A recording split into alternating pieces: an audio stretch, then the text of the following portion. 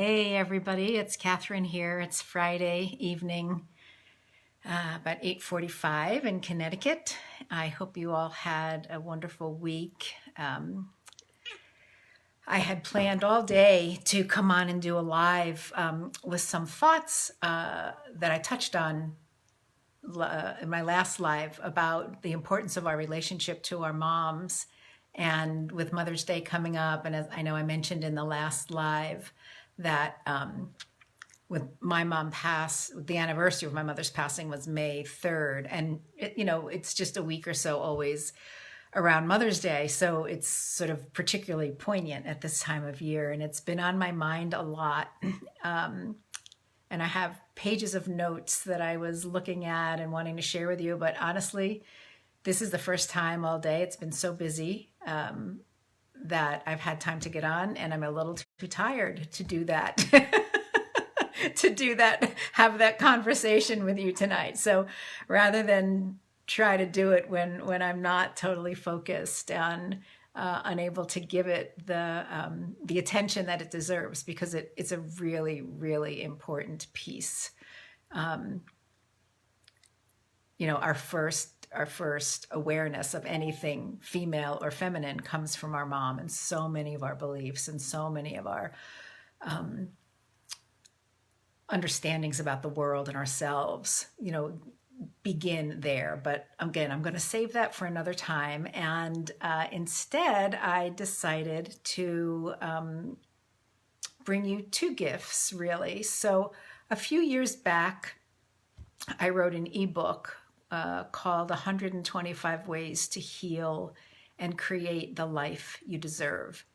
And I thought it would be just really nice to give that away as just a thank you for your being here, maybe as a way to spark some ideas to continue practicing self-care or start practicing self-care if that's been a little bit of a challenge during this, sheltering in place. I know everybody's circumstances are different. It might be easier for some people now because life may have slowed down, and it might be harder for others whose lives have sped up if you've got kids at home and working from home and all that, or, elderly parents. There's so many things going on. So I just thought,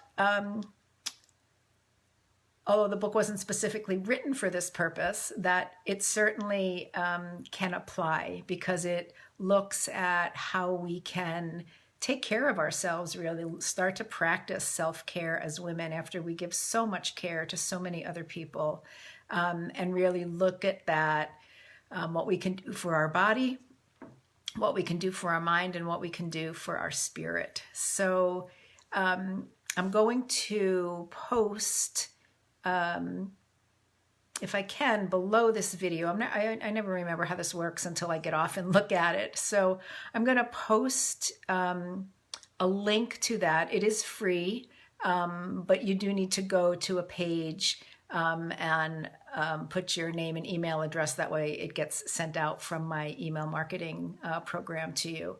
So I hope you enjoy it. You can let me know.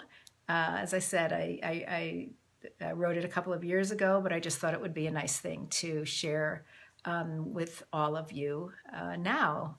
And I also wanted to share one more of my messages from the Sacred Heart. I find, sort of toward the end of the week, when my mind is a little on the tired side, that it's kind of nice to just drop back to one of these. I find them very soothing, and I hope you do too. So this one is called Moments of Grace. And again, just a little backdrop if you haven't listened to the other Facebook Lives. Again, a couple of years ago, just over a period of a couple of weeks, I was sort of getting these, call them whatever you will, inspirations, downloads, channeled messages, and I called them messages from your Sacred Heart, because that was what they were identified as to me. So here we go with Moments of Grace. And excuse me while I turn my head sideways to read it here on my computer. I can do this.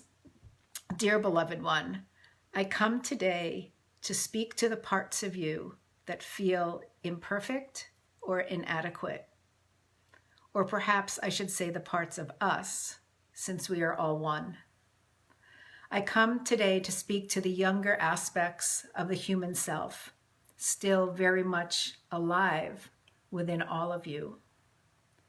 Perhaps this is a small child who was required to take on responsibility of making a parent feel better, feel happy, or meet the parent's need in some way. Perhaps this child had a different way of learning or expressing and was made to feel slow or stupid in school by peers or at home. Perhaps your small child had a parent who made the decision to leave, and the child therefore created a story of being unlovable, unworthy, or not good enough. Perhaps these feelings and beliefs continue to be felt in your grown-up mind and body. Perhaps this small child, burdened with the responsibility of caring for younger siblings or other family responsibilities, was feeling frightened and overwhelmed without adequate knowledge or support. Dear one, many experiences of your early life may have resulted in you taking on the belief that you are somehow flawed, imperfect, or inadequate. I am here to assure you that this story holds no truth, and it is time to release it. As a spark of divine creation, you are inherently perfect. You could not be anything else. There is nothing to strive for and nothing to prove. There is only you, being a perfect expression of the God essence that breathed the breath of life into you. I invite you to find moments of grace in this day where you can choose to love the child within. Hold that child gently with compassion and understanding. Commit to see that small child as perfect, whole, and complete. Commit to see yourself as perfect, whole, and complete. For this is the truth of who you are. All love, your Sacred Heart. So just take a moment and breathe that in, whether you're listening now or after I've posted this. So I hope you found that soothing and perhaps something to take with you into the weekend or the rest of this evening, and just sit with the knowing that you and the younger parts of you are perfect, whole, and healed. And with that, I will bring out my beloved tingshaws.